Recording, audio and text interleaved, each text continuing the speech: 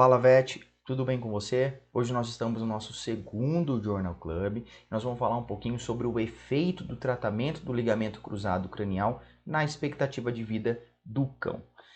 Trouxe para vocês aqui o artigo, o qual eu me baseei para fazer esse Journal Club. Quem quiser buscar essas informações na íntegra, o artigo está aí, tá bom? Então, o que é a doença do ligamento cruzado cranial? A doença do ligamento cruzado cranial a gente chamava antes de ruptura de ligamento cruzado cranial. Hoje a gente entende mais como uma doença do ligamento. Ela é uma das condições ortopédicas mais comuns em cães e é a principal causa de claudicação dos membros pélvicos caninos. Todo mundo que trabalha com clínica ou já trabalhou com clínica médica, eu tenho certeza que já atendeu algum paciente que apresentava claudicação de membro pélvico. E no teste de gaveta, no teste de compressão tibial ou nos exames complementares, conseguiu fechar um diagnóstico para a doença do ligamento cruzado. Essa doença a gente tem a opção do manejo cirúrgico, que seria a opção mais correta, a opção ideal para o tratamento, tá? Seria sim o manejo cirúrgico do paciente. E esse manejo demonstrou seu tratamento mais eficaz para retornar a função do membro afetado e também limitar a progressão da osteoartrite ou limitar a progressão da DAD, da doença articular degenerativa. Para esse manejo cirúrgico, a gente pode pensar em osteotomias corretivas, e aqui eu vou incluir para vocês TPLO, CBLO, TTA e técnicas extracapsulares, como por exemplo sutura fabelotibial, tie rope e demais outras técnicas que a gente tem. A gente tem diversas técnicas descritas na literatura, tá bom? Existe um manejo conservador e ele pode ser uma opção alternativa. Aquele paciente que o tutor não tem condições de realizar nenhum tipo de procedimento cirúrgico, o paciente que não tem condições de passar por nenhum tipo de tratamento cirúrgico, a gente pode pensar no manejo conservador. Isso inclui repouso, o uso de anti-inflamatórios não esteroidais e fisioterapia e nutracêuticos. Existem também injeções intraarticulares no joelho que podem aliviar um pouco a doença do ligamento cruzado cranial. Tá? Esse tipo de paciente que passa por um manejo conservador, eu tenho progressão da DAD, progressão da osteoartrite muito mais avançado, progride muito mais com o decorrer do tempo, quando comparado a um paciente que passou por um manejo cirúrgico, por exemplo. Então, pessoal, o manejo cirúrgico ele deve sim ser sempre indicado para os pacientes, tá? O manejo conservador ele deve ser usado em último caso, quando a gente não consegue utilizar o manejo cirúrgico naquele animal. Bom, nesse trabalho foram utilizados 333 cães com doença do ligamento cruzado e, para o tratamento cirúrgico, os pacientes foram indicados em 2 hospitais diferentes. Esses hospitais, ambos, fizeram como tratamento cirúrgico o procedimento de sutura fabelotibial e o procedimento de osteotomia. Nesse de osteotomia, nós vamos incluir aqui TPLO, CBLO e TTA. Essas 3 foram feitas como osteotomias, tá? Raças mais acometidas, a gente teve 66 cães sem raça definida, 24 Rottweilers, 15 Labradores e 15 Goldens.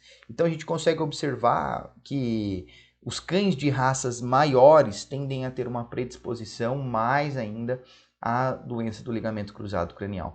Na prática, na rotina, a gente acaba sim pegando muito cão mini toy, né? Muitos cães pequenos, mas os cães maiores, mais pesados, sempre prevalecem.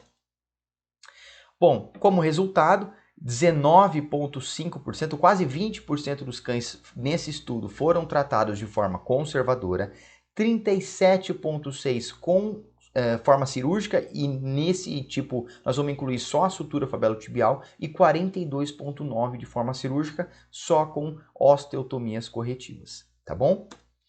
Ao final desse estudo, foram aproximadamente 6 anos pós as cirurgias, a gente teve uma média de 50% dos cães ainda estavam vivos no final do estudo. Desses 50%, 29,2%, quase 30% dos cães que foram tratados de forma conservadora já estavam mortos. 15,2% e 16,1% dos cães tratados de forma cirúrgica, como consequentemente sutura fabelotibial e osteotomias, também já estavam mortos. Mas é possível observar que é quase o dobro quando a gente pensa em um paciente tratado de forma cirúrgica para um paciente que foi tratado só de forma clínica, tá? Eles podem ter vindo a óbito por outras doenças ou por decisão de eutanásia dos tutores. E o motivo mais comum, segundo eles, para a decisão da eutanásia está relacionado à claudicação persistente dos animais. Então, às vezes, ele já tem uma segunda doença, mas a claudicação persistente faz com que o tutor muitas vezes pense, eu não vou tentar mais tratar, ou ele já está sofrendo muito por conta dessa claudicação e acaba optando pela decisão da eutanásia. Essa tabela mostra a classificação das causas, né, da eutanásia relatada com doença do ligamento cruzado cranial e outras comorbidades. Então a gente tem claudicação persistente, quase metade dos pacientes que apresentavam outra comorbidade de claudicação persistente foi motivo para uma eutanásia. Doença do ligamento cruzado contralateral, então eles não tinham outras comorbidades, mas a doença do ligamento cruzado cranial contralateral foi sim um motivo para a escolha da eutanásia. E a gente tem também aqui, é legal salientar, complicações no pós-operatório, tá? A gente tem 87,5% dos cães que eles tinham só a doença do ligamento cruzado cranial em um membro e devido às complicações passaram pela eutanásia, tá bom? Esse é um outro gráfico que mostra a probabilidade de sobrevida desses pacientes. Então, os que fizeram osteotomias corretivas ou sutura fabelotibial tiveram uma probabilidade de viver mais quando comparado aos cães que fizeram um tratamento conservador. Bem legal esse gráfico também. De discussão e conclusão, então a gente tem que esse trabalho mostrou um resultado favorável para os cães tratados de forma cirúrgica. Um estudo de Gordon Evans e colaboradores em 2013, que relatou o resultado após um ano de sutura fabelotibial e TPLO em 80 cães. Os resultados indicaram que ambos os grupos melhoraram após a cirurgia e 93% dos proprietários ficaram muito satisfeitos após a cirurgia de TPLO e 75% ficaram muito satisfeitos após a sutura fabelotibial. Então a gente pode pensar que a longo prazo a gente tem uma preferência dos tutores pela TPLO. Uma pesquisa em 2016 com cirurgiões ortopédicos veterinários nos Estados Unidos descobriu que a TPLO é a técnica preferida por eles para cães com mais de 15 quilos. Isso reflete muito em nós aqui no Brasil. Eu observo por outros colegas ortopedistas, principalmente quando o paciente apresenta mais de 15 quilos, existe uma tendência a gente oferecer, a gente tentar mostrar para o tutor as vantagens da TPLO e tentar fechar a cirurgia de TPLO e não a de sutura fabelotibial, por exemplo. Nesse estudo não foi possível diferenciar experiências de diferentes cirurgiões, então isso deve ser levado em consideração. Como foram dois hospitais diferentes com diferentes cirurgiões, a gente não consegue quantificar, a gente não consegue medir esse tipo de experiência nesse trabalho. E é provável também que cães mais velhos e cães com comorbidades tenham sido tratados com métodos mais baratos, seja a sutura fabelotibial ou o método conservador, ao invés de osteotomias, porque elas são mais caras. Então, às vezes o tutor pensa, poxa, meu animal já é tão velho, vou tentar um tratamento conservador ou vou tentar um tratamento mais barato para ele.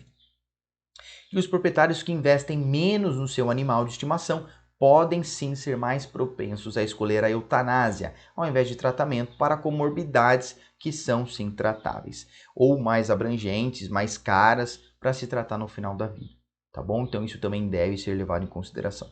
No geral, a gente pode concluir que sim, os cães que apresentam um procedimento cirúrgico, que passam pelo procedimento cirúrgico como forma de correção da doença do ligamento cruzado cranial, têm uma taxa, uma chance de viver mais do que os cães tratados de forma conservadora, tá bom?